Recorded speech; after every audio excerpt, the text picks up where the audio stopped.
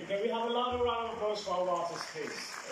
It's the perfect break from the work scenario to getting into the workshop, so we just wanted to cut off from the work and change the environment.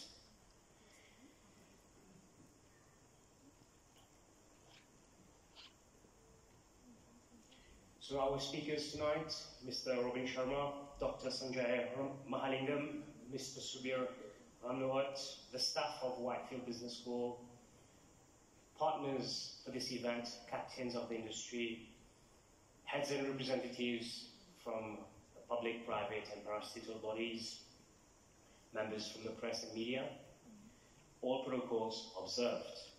Ladies and gentlemen, good afternoon and a very warm welcome. On behalf of Whitefield Business School, allow me to thank each and every one of you for your presence here. My name is Roshan Asamad, and I'm very humbled to be your MC for this event.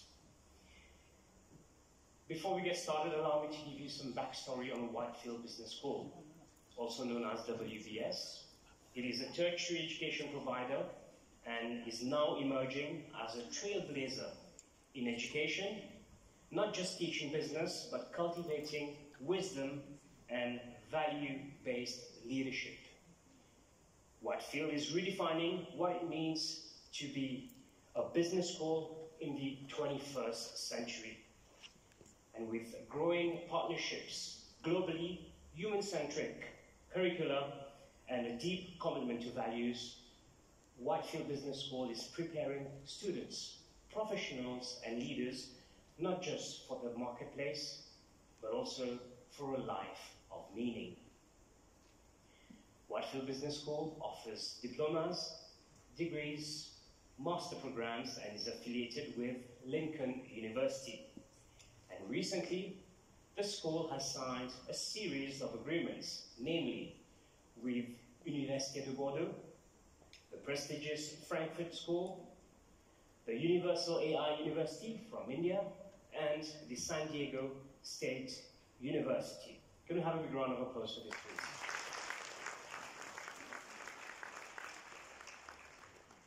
And today, Whitefield brings you Robin Sharma's workshop, The Wealth Money Can't Buy, featuring Dr. Sanjay Mahalingam from India and our very own local guru, Subir Ramlawat. On the agenda today, we shall be having, of course, presentations, breaks during which you can network. We shall also be having an interactive conversation with our speakers later tonight. And of course, all of it accompanied by tea breaks and a finger buffet after the event tonight. So ladies and gentlemen, it's now time to begin the workshop. Our very first speaker this afternoon is a man who wears many hats.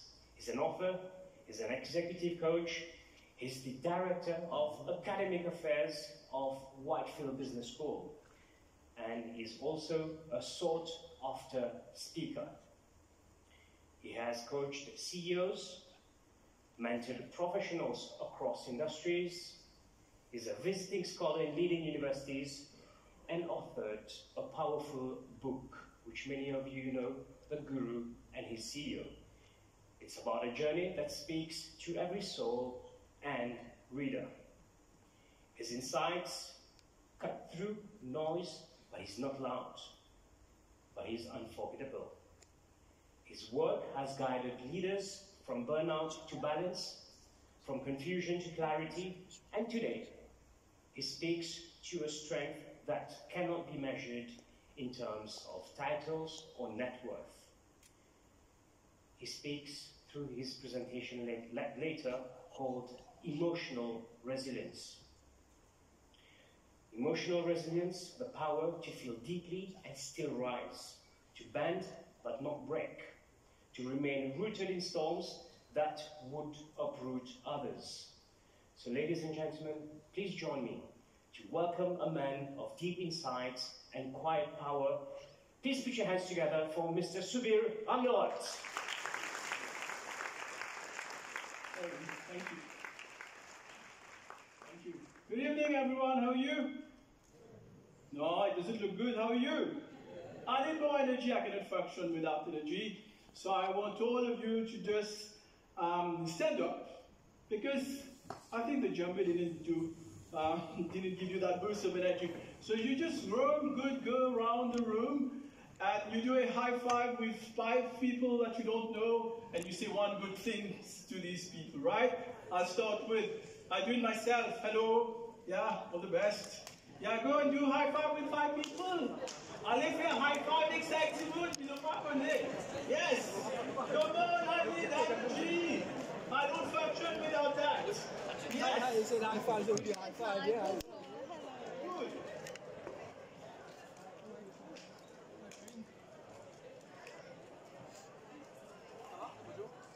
Yeah, I said 5. I didn't say the entire room.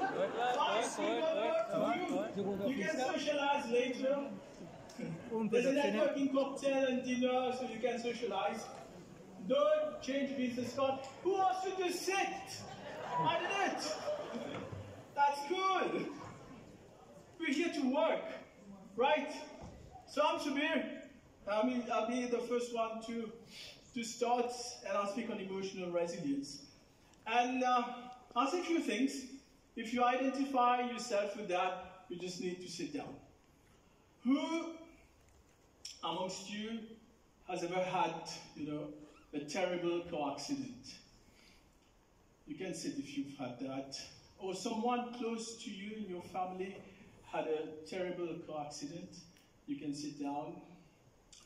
If you know someone, in your family who had been through a terrible illness, you can sit down. If you know someone who is failing exams, or you fail an exam, you can sit down.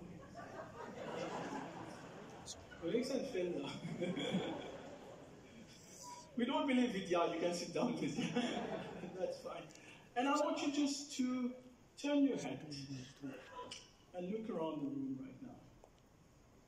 You see, everybody's seated, because life's notorious hardships spares no one. No one can be spared from that. Once there was a Zen master. It's a true story. His name was Kenzo. One of his disciples was really, really, really good at archery. He was considered one of the best in the world at archery. And when you are very good, there's something that goes up in your head called the ego, right? So being a Zen master, he had to teach you quite a few other things. So one day he took his student to a place, I can show you the place, to a place like that. And it's a true story.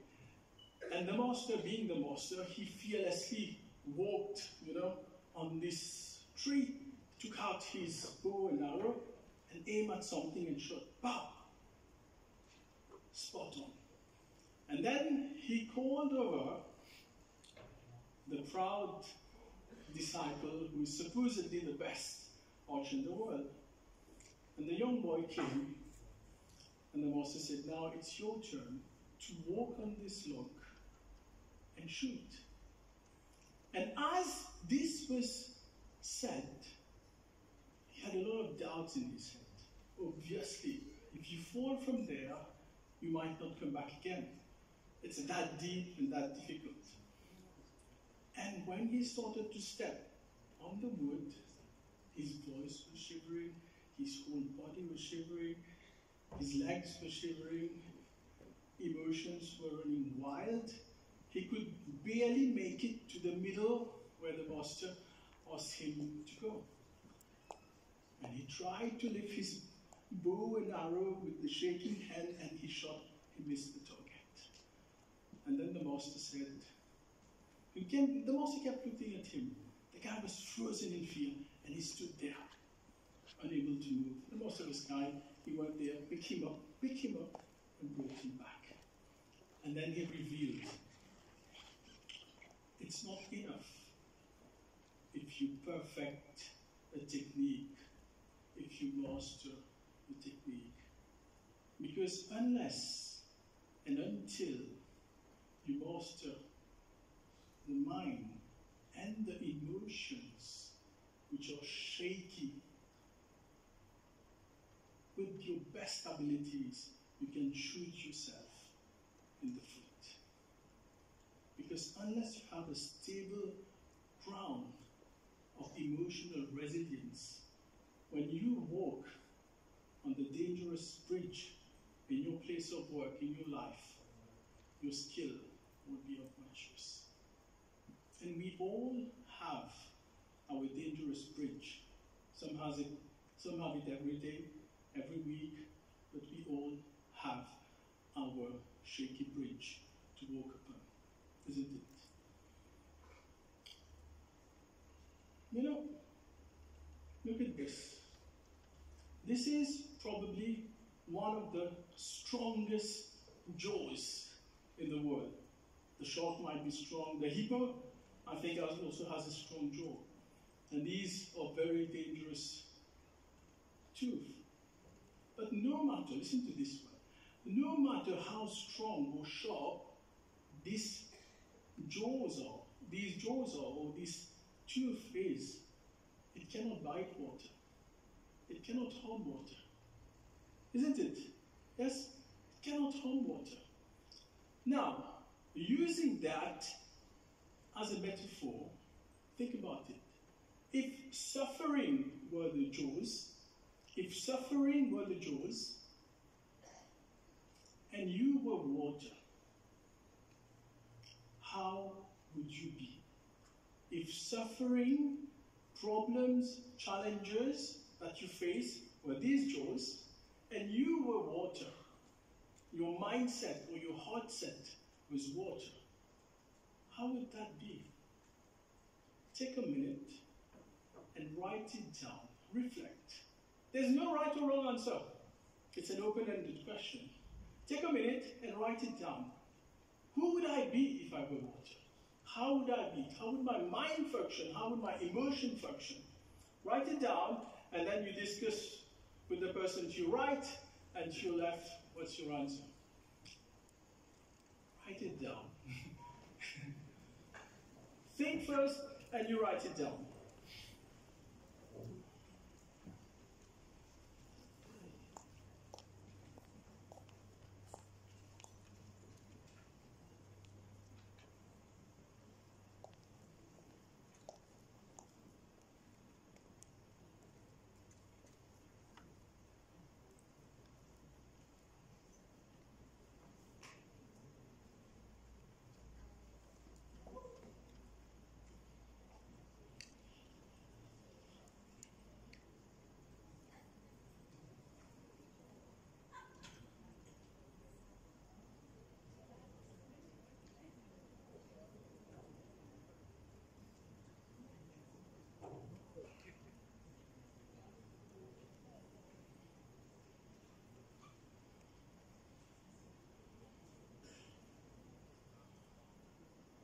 Once you finish, you discuss the person to your right and to your left, and find out who has the most beautiful answer.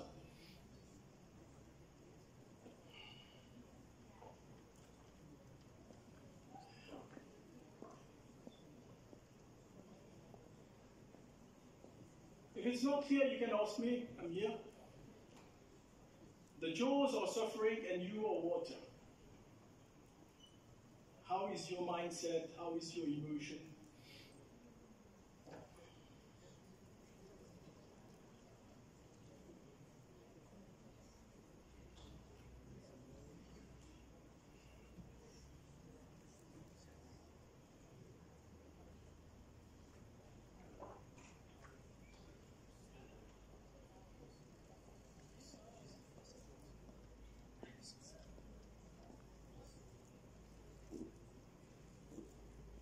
Okay, done?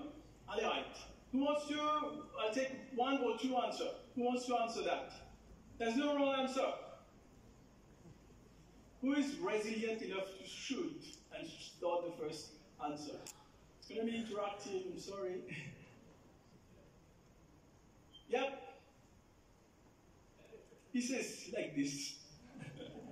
Okay.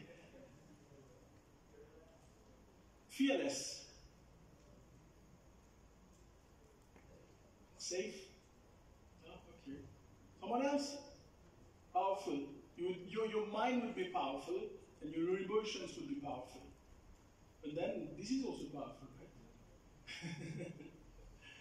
Okay, second one, anyone? Yes? What's your name? Riken, how are you? Good to see you. You have the same haircut. It's fashionable today. Yes, Riken. Yeah, let's not say it loud. My wife is in the room. Unstoppable, okay. But that's an expression or a word.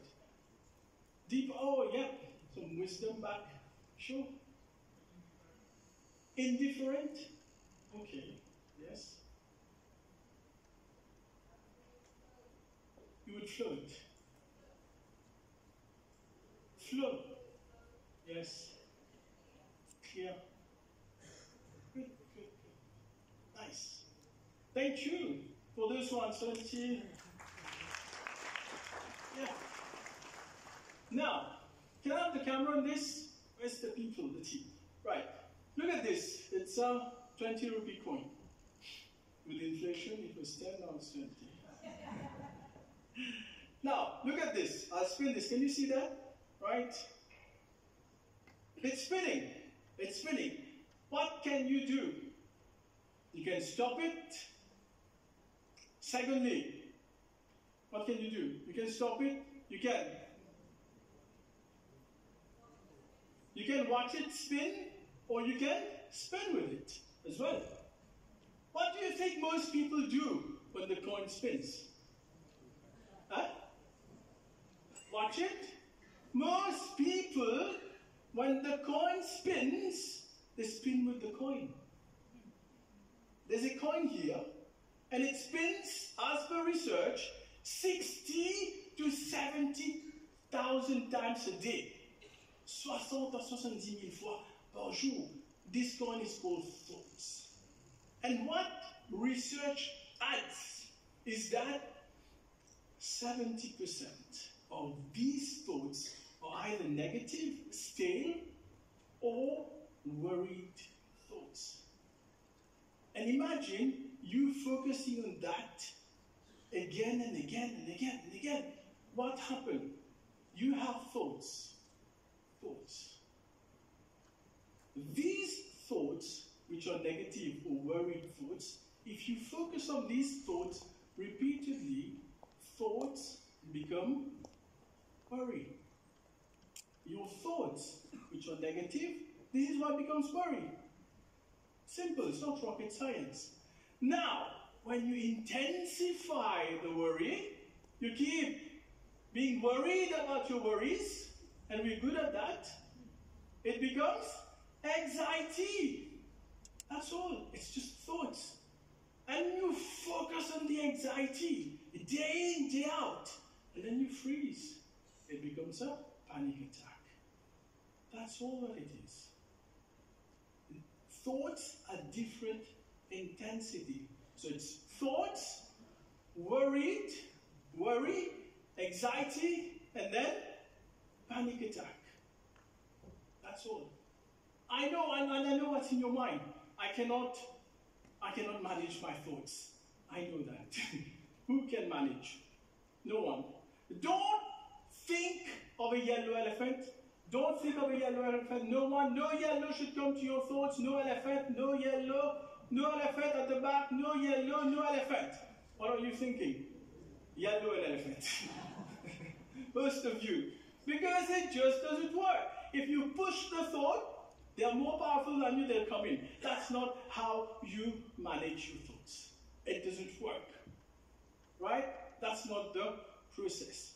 What's the process? The process is slightly different. And what I'll do is I'll work with you.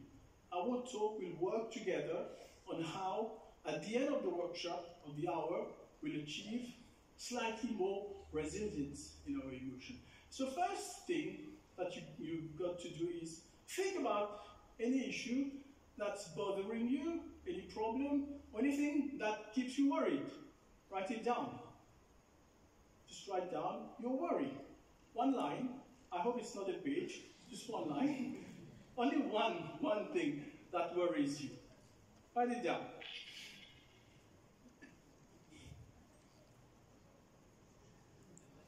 Only one, eh? I won't be able to manage that much today. Just one.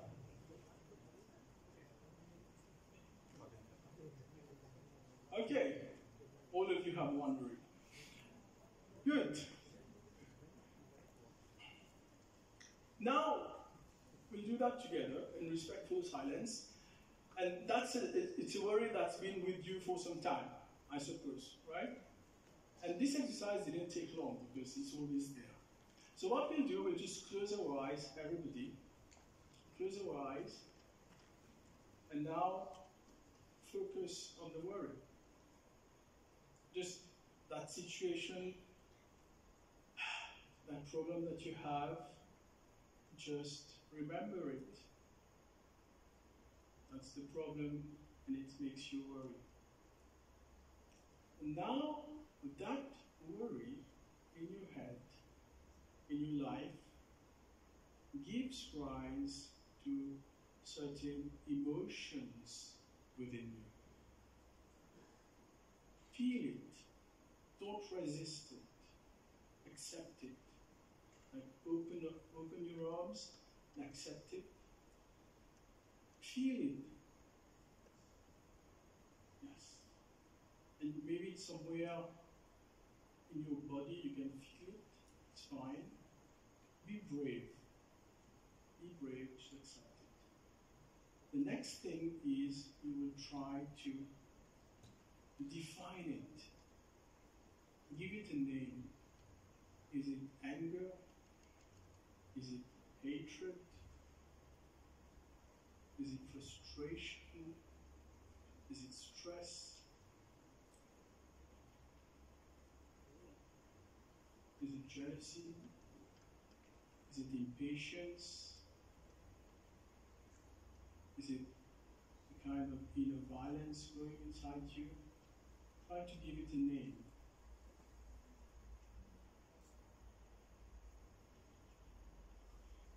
And now, in respectful silence, you will open your eyes and write down how you have defined that feeling.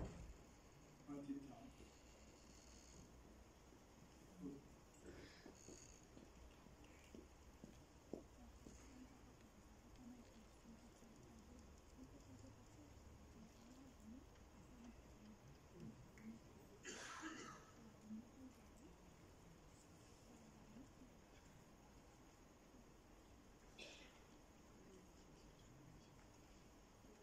Done? Now, this is very bizarre because what I said and what just happened is contradictory. I said, if you remember, if we focus on our worry, it becomes anxiety and panic attack. And I just sense that this room has become more quiet and suddenly more peaceful by you focusing on your worries. Isn't it? For 50%, for 60, 75%, there's a feeling in the room, and it just became more peaceful right now. Is that possible? You've always focused on your worries, and it brought something different. And now you focus on the worries with me, and something different, slightly different happened. Why? Doesn't make sense. It does, actually. Because be it UCLA, be it Stanford, or Goldman in his book says, the moment you identify them, it's 50% of your problem, of your emotional problem, is solved. And I give you the theory behind it in very simple terms. Is that, can you manage something that you don't know? You cannot, right? So you say it was emotion running wild inside you. So when this is the case, you are operating from your amygdala. The amygdala is kind of the worry center of your brain, the worry and emotional center of your brain, right? And that's where you were operating when you were worried. And by naming it, giving it a name and a definition, what you've done is you now know what it is and you start to manage it. And your brain automatically calms down when it knows with whom it is dealing. Once the brain understands, it calms down. Why it calms down? It shifts from the amygdala, it comes to the prefrontal cortex. Here. That's the wise CEO, the wise guru, the wisdom part of your brain, which manages, which decides, which understands, which calms things down. So what we did with this little exercise, we shifted the brain activity from the amygdala to the prefrontal cortex, and automatically you calm down. 50% only, because your worry is not gone. Make sense up to now? I've tried to keep it simple for all of you, but that's 50%. That's 50%. You okay? You still here? Show hands. Some of you. Now, what's the other 50%? We need to go back a bit in time. In October 62, if I'm right, President Kennedy woke up. The CIA woke him up and said, there's terrible and bad news. There's bad news. 100 kilometers from our shore in Cuba, our Soviet counterpart have set up a nuclear base. And you know what it means? It means we are in imminent danger. We've done all our groundworks. We know what the situation is, and it's a very difficult situation for all of us. And now, President, it's your time to shine, to be known to the world as a man who has courage, or to go down the dustbin of history, or to be known as a coward. The solution is very simple. Aggression needs to be met with greater aggression. And this news, it spreads like wildfire. Everybody came to know about it within a few hours. And the whole country was really tense. Because we were just a breath away from a war, and that war can escalate to a nuclear war, and that would affect lives of millions of people. And what we tend to forget is this president is a human being. His next decision, he will decide, based on advisors and whatever, his next decision would affect lives of millions or death of millions. Can you just imagine the pressure he's going through and the tension in the room, in the country? What this guy does, he takes the information from the CIA, he goes back to the White House. I suppose he took off his suit, he wore his swimming shorts, I suppose. I wasn't there, I didn't see. And he went in the swimming pool and started swimming. It's cool. He came out, he went to the Rose Garden, and it's documented. He went to the Rose Garden and was smelling roses, and chatting with the garden. And you know what he said? You are helping me to solve Cuban Missile Crisis. Probably some people would think he lost it. And then after a few hours, he went back to the Oval Office, got his team, and started discussing. But they didn't find a solution. He didn't agree on a solution. This Whiton, this swimming rose garden, he loved sailing, by the way, but he couldn't go out sailing. You know, the press would take pictures of him sailing, it doesn't work. So he went there, and this goes on for 1 day, 2 days, 3 days, 4, and people were on the edge. And on the 13th day, he came out and said, this is what we're going to do. We're going to impose a blockade on Cuba. And that was the genius solution. Cuba couldn't afford a blockade.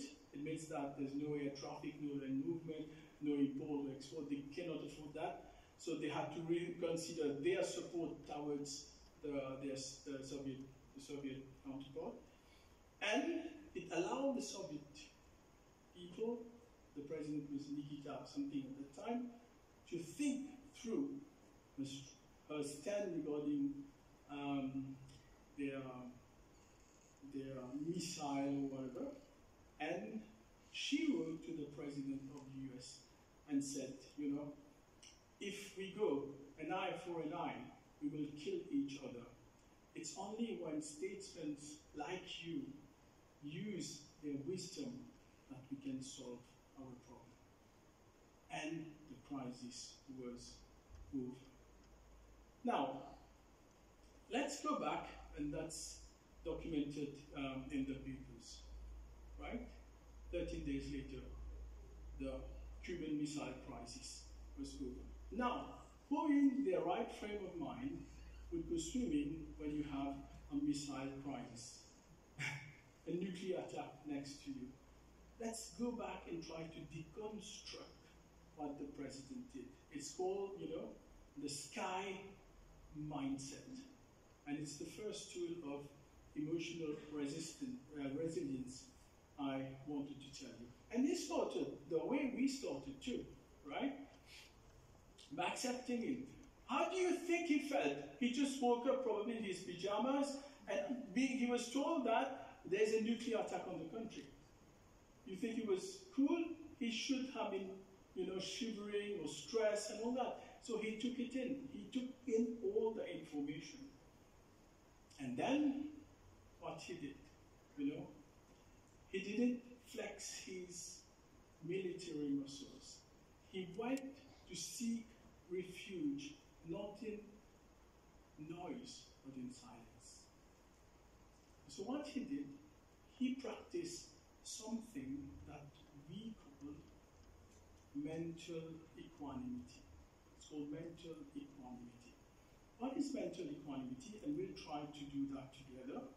So you've written down what your problem is, and the next thing that we're going to try is just close your eyes again, look at the problem, look at the emotion it generates, but don't be affected. Try to keep the thoughts and the emotion at a slight distance from you. Try not to act or react, just stay calm.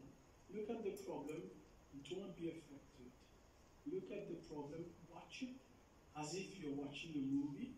Keep a distance and don't be affected. Watch it, don't be affected. Watch it, don't be affected. Right? Open your eyes. Was it possible for some of you to think about your problem and have probably no emotions running wild? Anyone could do that? Only me. Yes? Is it possible? Right? This is how you achieve mental equanimity. The second thing that you can try as well is to pinch yourself. Just pinch yourself. How to pinch yourself? Yeah? Pinch? Yeah, good. How did you know it pains? How do you know it pains? You have your body here. Your body is here. Just below the body, there is a metal kind of thing that sends a signal here. It's called the sensors. The sensors are just below your body, and it sends a signal to your brain. Tells your brain you have an attack here. And what your mind does, if it was a mosquito, what it does? Good? That's what it does. Now pinch yourself harder. Go again. Pinch yourself harder. Harder. Yes, good. So what happened? Same thing. You pinch yourself, that's your body, that's your sensors, right? And it goes to your mind. Did you slap yourself? Even if you were feeling more pain? Why? Why you didn't slap yourself? Simple. You went to a deeper level called your intelligence. You used your reasoning, right? So the next thing in the sky mindset is you apply your reasoning from a position of peace. Make sense? And then, from there, you try to make decisions. From a position of peace, you try to make decisions. Right? And this is what he did. Kennedy. He learned about the problem. He went swimming to achieve peace. You could meditate, you could swim, you could do gardening, and then from a peaceful state, you try to apply your reasoning to the problem, and from there, you choose your options. Because we have 5 states of mind. 5 states of mind. The first one is dull. I call it lazy Sunday watching Netflix. You've been in that state? A lazy Sunday, you don't even want to think. Someone messages you, you look at the message, your brain doesn't even understand how to reply. Right? And you know what? Some people come to work with a state of mind like this. I hope they're not on your table. And there are people. You see, they're mentioning names. I got you there. At some point, we become like this, right? The next state of mind is distracted and worried. You give them good news, they are worried. There are some people like this. Anything that can worry them. Anything, can make them distracted. Champions of distraction, And if you tell them there's a missile crisis, it's like missile is exploding inside them. And anything that can make them worried. That's the second state of mind. It's active, right? But it's active for the wrong reasons. And the third one is slightly better. You're preoccupied. A lot of scientists, they are in that state. A lot of creative people, who write, they are preoccupied. Their mind stays over an idea and lingers over that idea. You have a vision, your mind lingers over that vision and want to find a solution. And it's a good thing. A lot of writers, they are preoccupied about their ideas. A lot of scientists are in that state. That is the third state of mind. And we're still going up. It's an improvement. Now, the fourth one is laser focus. Your mind, your intention, your will, and your thoughts are in just one place. Einstein, he had a lab. And the lab, had a door. Like in prison, you send food under the door. That's how his lab was. And he wouldn't want to be, disturbed at any point. They would send food under his door like this. And Einstein came out after 3 days. And all the food were there and still. He didn't bite a single morsel of fruit. And they asked him, what happened? He said, I was so focused in my work that I forgot to eat. That's this state of laser focus. And if you have that state of laser focus and you put your laser focus on a problem, 80% of the problem is solved.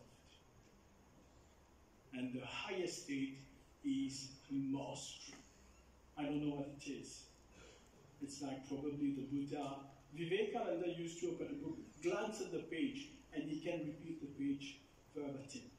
Like Kenzo was walking on the dangerous bridge, unaffected, calm, and he had mastery over himself.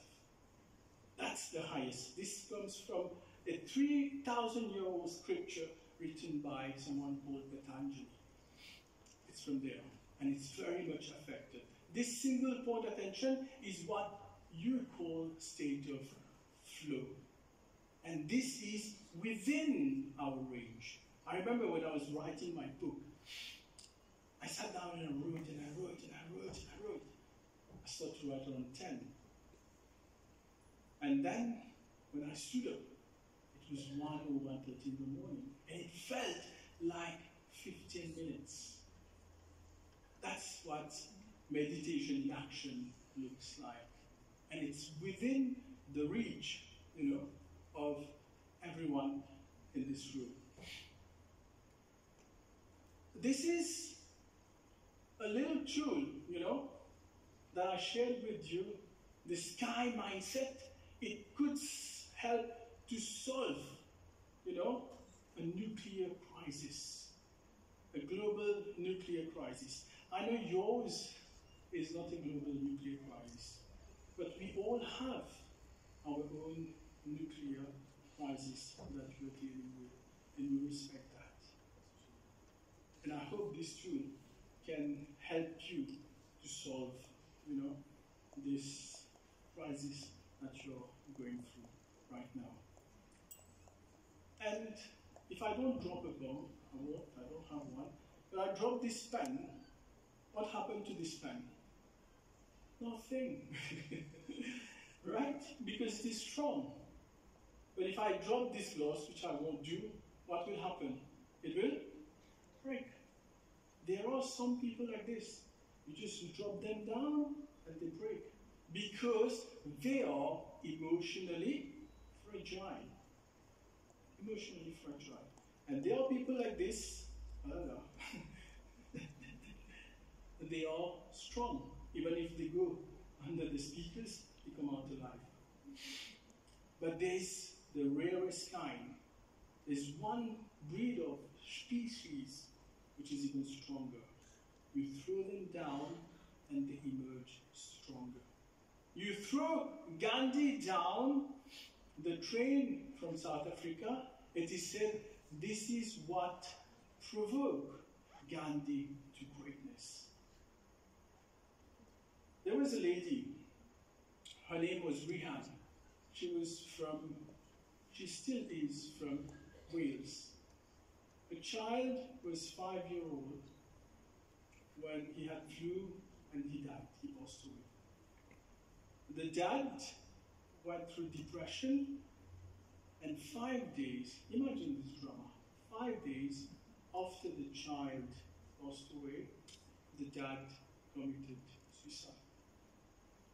And obviously what the wife would do, she went into depression. And then she made peace with herself and said, it's a choice. It's a choice. And I want you to throw down your pen as well. Put it down, your pencil. Put it down. Just throw it down, yeah? Yeah. Throw it down. Okay. Now look at me. And cry. Subir, it's because of you my pen is down. Say it. That's your first option. Second option, take a picture of your pen, put it on Facebook. And tag Subir and blame him. You know a lot of people do that.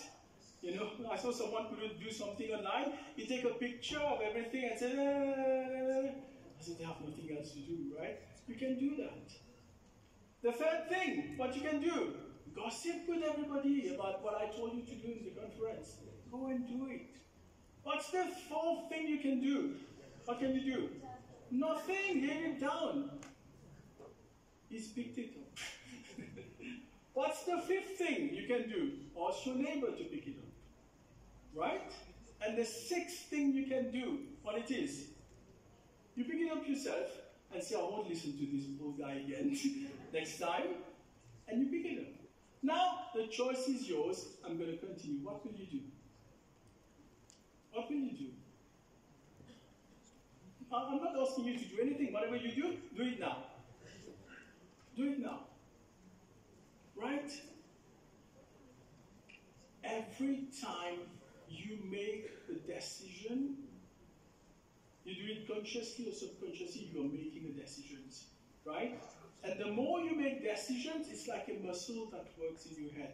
If you make decisions all the time, your pen falls down and you cry, you become fragile. Right? And every time, you fall down and you wake up probably, you become strong.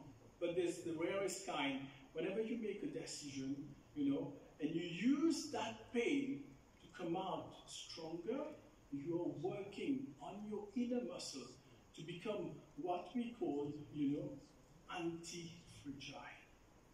You can. I hate cold water bath. I hate it. I was in Frankfurt, I learned about it. And I tried it. And that time when I was there, it was still chilly in the morning. Chilly was like you keep the water in the fridge for an hour and a half or two, and then you bring it out. That cold it was. And I poisoned myself. Right? I went in the shower and I tried for probably 3 seconds. I felt, honestly, as if I was dying. I was gasping for air. I couldn't stand in the shower for 3 or 4 seconds. It was difficult. I felt as if I was dying. I came out like breathing heavily, honestly, right?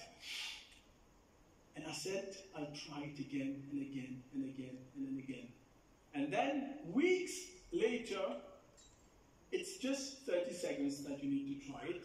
And you know what I could do? I could sing a song of Bob Marley, When the Water Was Falling on Me, for 30 seconds. Don't worry about a thing. And I do that not to sing, because you have to count 30 seconds. So when you sing one line, it's around 30 seconds. And that's how you become anti-fragile. And that lady who lost her son and her husband turned things around and said, I want to honor my people. And to honor my people, I will stop grieving. And she created a foundation which has served 3,300 people who've lost their child. And she honors them now by supporting others. And that's a choice. To be fragile, to be strong, to be anti-fragile is not a choice. It's your choice.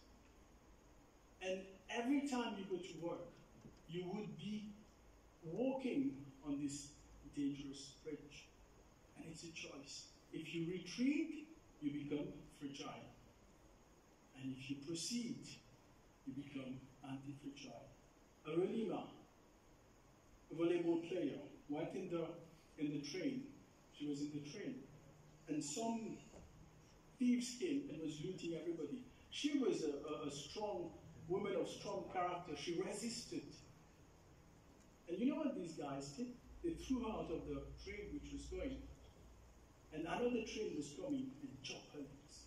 She was a national level sportswoman, and it chopped her legs. You know what it means? Carry as well. They took her to a nearby clinic to cut the story short. And the doctor said, really, I have to operate you. I don't have anesthesia and all that. I have to do it. And she said, doctor, I've been through hell. What else can do? It can happen. Do your job. And she operated on her and had to cut her leg.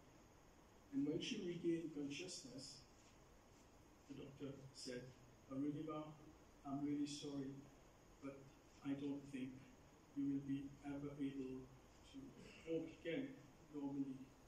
And you know what Arulima said on the spot? She looked at the doctor and said, doctor, it was a lady doctor, fantastic lady. She said, doctor, that's what you think. I will climb Mount Everest. 2 years down the line, Arulima climbed Mount Everest. Not only Mount Everest, she went on to climb 5 of the highest peaks in the world. And that's an embodiment of what an anti-fragile mindset looks like. And it usually works. How it works? You fear something, something troubles you, you push yourself into that more. I didn't like cold water, I try it again and again, and your body, your mind, take it as normal. It should work, unless you're like me. I was in Europe, and I had a long trip. I was moving from this city to that city, this city to that city. Beautiful experience. I saw some of Picasso's work, and that's an example. I saw Picasso, he had one collection called the Blue Collection. When Picasso painted that masterpiece, when his friend committed suicide, he was inspired by that pain to create a masterpiece.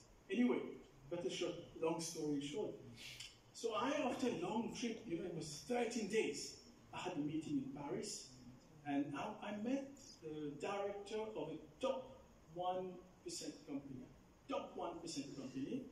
and I met him in Hilton in Paris, which was nice, very nice hotel, good food, nice drinks. So I had a 2-hour-long meeting. I'm very happy to say that we concluded the deal as well. And then after 2 hours, and 13, 14 days of travel and exhaustion, I excused myself. I said, I have something important to attend to. And I got out of Hilton, and I walked around 1.5 kilometers. I landed in a magnificent restaurant. It's called La Boutique Dodo in Paris. You know what's sold there? Dal Korean Aluda. So I went there after visiting so many places and being so tired. I had the best hour of my trip in La Boutique Dodo in Paris. Because you know what? Nothing beats home. Nothing beats home. We all love to go back. You can go on any holiday when you come back to your room and your bed. It's the best bed in the world because we all want to go back home. When Michelangelo was painting the Sistine Chapel, he's at heart a sculptor. So when he painted the Sistine Chapel, it took him 4 years, and it's a masterpiece that everybody still visits today. What he said, give me my hammer and my chisel, take me back to Florence. I want to go back home. Everybody wants to go back home. And the story about it, he loved Florence so much, when he died, they buried him in Rome with all the honors. Some thieves stole his body and brought it back to Florence because nothing beats home. And we all have an emotional home as well we go back to all the time. And it is stronger than any techniques that I've shared with you. Take a minute, quick, because I have only 6 minutes before I finish. Write down someone that you don't appreciate. What is his mood most of the time is? If it's the boss sitting next to you on the table, don't worry about it. Or if it's your husband or something, or wife, or don't worry about it. Yeah? Good. Okay, write it down. What's his mood like? What people say about that person. How is his emotion most of the time? That person that you don't appreciate. How is the emotion like most of the time? Yeah? It's easy. You can think about it or write it down. Cool. Done? Yes? Now, someone that you like and you like to be with that person, think about that person and what's that person's emotion like most of the time? What's his mood like? Can we describe people by mood? Can we? You think? He's always like this. He's always in a good mood. Or he always has a castor oil face. He gets a bit bored, we say that in French. He's always frustrated, this guy. You say you got 95 marks, say why you didn't get 96? Come on. There are some people who are like this, right? My question to you, how are you most of the time emotionally? Think about it. That's your emotional home. I had a friend, he was a vegetarian. He stayed in a flat near KFC. you understand? I went to him, I said, how do you stay there? And he said, I don't smell it anymore. Because exactly after an hour, I wasn't smelling it at all. It could be a bad smell, but you get used to it. That emotional home that you have built is very comfortable for you now. Even if, when I look at it, I say, what the hell is happening in your body and emotions? I say, I'm fine, that's how I am. You know some people like this? Do take a mirror, you can see them as well. Let's be honest. I have a home too. And my home was anger. I was the most angry guy you could meet 20 years ago. Yeah, such a smiling. Some of my colleagues who've been working together for 20 years, they know when I come on Monday, I fight with you. I'll finish on Friday to start again on Monday. Now, who would want to work with me? That's why a lot of people left me. You know, my wife is still here. Don't worry. Yeah, good. I'm sure I'll get good food tonight. Thanks to you. So at some point, I was frustrated with myself, and I said, this cannot go on. What's wrong? It's, you know, whenever you need to master something, you have to become aware of it. Awareness precedes master, just become aware of this negative, sour feeling that has been with me all the time. I said, no, it has to stop, right? It needs to stop. And then I said, how do you stop? And then I understood this big elephant concept. I said, if I don't want to be angry, I will think of anger and end up being angry. I said, no, I want to be peaceful. And I sat down in my room. I woke up one morning at 5 a.m. and I started to, how to meditate. I didn't know how it works, and I just tried whatever I wanted to try. I closed my eyes, slowed down the breath, and I looked at my thoughts, and I do a few mantras, and I tried to chant it, and I tried to calm myself, regulate my breath, and it felt so peaceful, so beautiful, that I soaked myself into peace for like 40 minutes, which felt like 4 minutes. And it was so beautiful that, I didn't want to miss it. So I did it the second day. I did it for a whole week.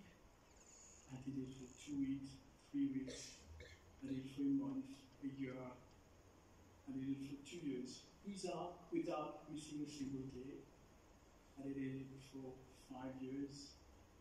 I did it for 10 years. Beat, rain, sun, death in the family, good news, bad news, profit, loss in the business, being betrayed by people, being praised by people, I don't miss it. On the flight in Africa, I wouldn't miss it. And I kept doing it. And gradually, including this morning, I started to see that the anger was fading, and I became more and more and more peaceful. And that's what you call mindfulness. And that's how consciously you can change your state. And it's like a muscle. The more you practice it, the more it becomes a part of you. And then I use a technique called, and I read something, I read my values, and one day I read about how the Buddha was abused by people, and how, they were saying, you don't know what you're doing, you're this, you're that, and he kept his calm, smiled. And that's fantastic. And the next thing I wanted to do is, I was looking for trouble. I was waiting for someone to come and do that to me. I went to a talk one day, and I was invited by a talk, and it was free for an NGO. I went and did that. And then I understood they called me to talk because people were not attending their talks. So supposedly when I come, 4 people came. But I took someone else's place. That guy wasn't happy, and he was in the room. So when I was speaking, there was Q&A. He picked the mic up and said, you don't know what you're doing. You don't even master your topic. I was young, that was like 15, some years ago. And look at you, you don't even understand life. In front of everybody who was insulting me. And you know what? I closed my eyes. I remember the story. And when he finished, I said, thank you. There was no question. I should not answer. Moved on with my speech, take the next question. And then when finished, the organizers came to me and said, you're sorry. I said, well, what? Nothing happened. It's him. He showed his level, not me. And then after a month, they called me again. I was a little scared. But that's when you decide whether you go to become fragile or anti-fragile. And I went to the talk. I finished the talk. Q&A. What happened? You guessed it. The guy stood up. Again with the mic, with the difficulty. But I was ready for him. I was ready in advance for him. And he took up the mic and said, "You're a brilliant boy. Look at your depth of knowledge. Everybody should learn from you." I closed my eyes. And when he finished, I said, "Thank you." Any question? Because there's nothing to say. There was to say. Because he doesn't get to define who I am. He doesn't get to define how I feel. And the technique is emotional pre-recovery. Is you meet the problem before the problems meet you. I anticipated how I would act. Ladies and gentlemen, friends, welcome to this session. I have been reflecting on a question. If the whole world were sitting in rapt attention, holding their breath, for me to sing my song and say my piece, and if I had just 30 seconds to do that, what would I say?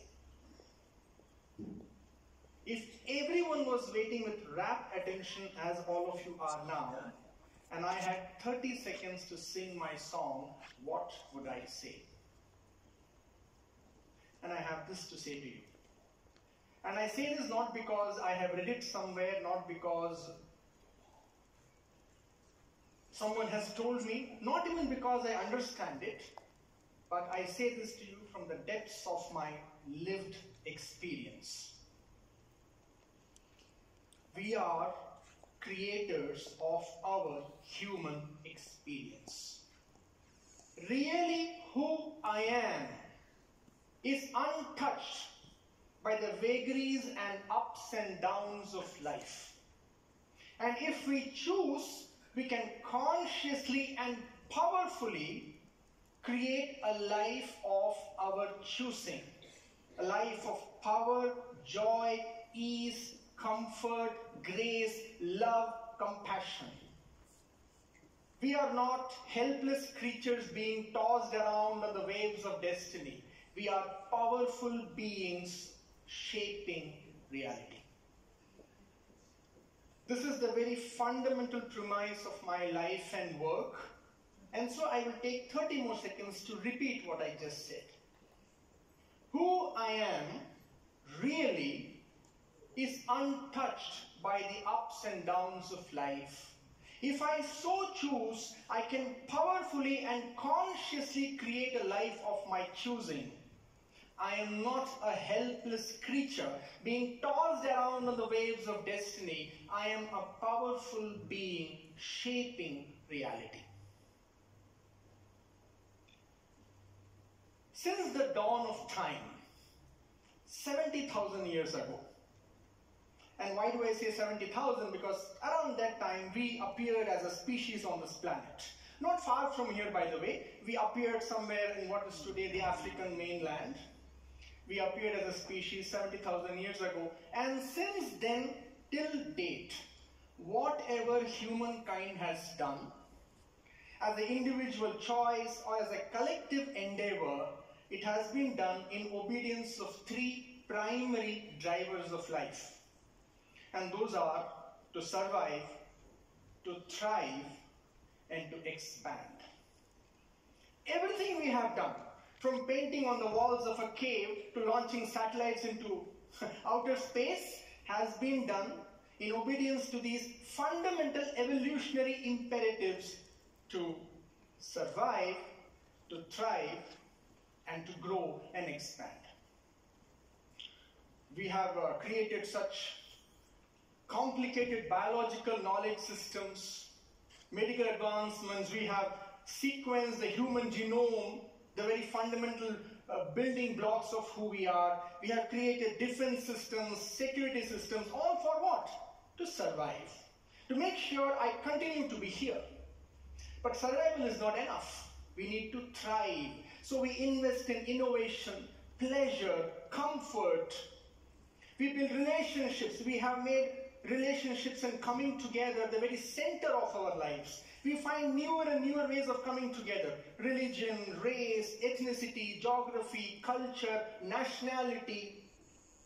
We coalesce into groups. All this for what? To thrive. But we need to grow, to expand. We need to be more tomorrow than we are today.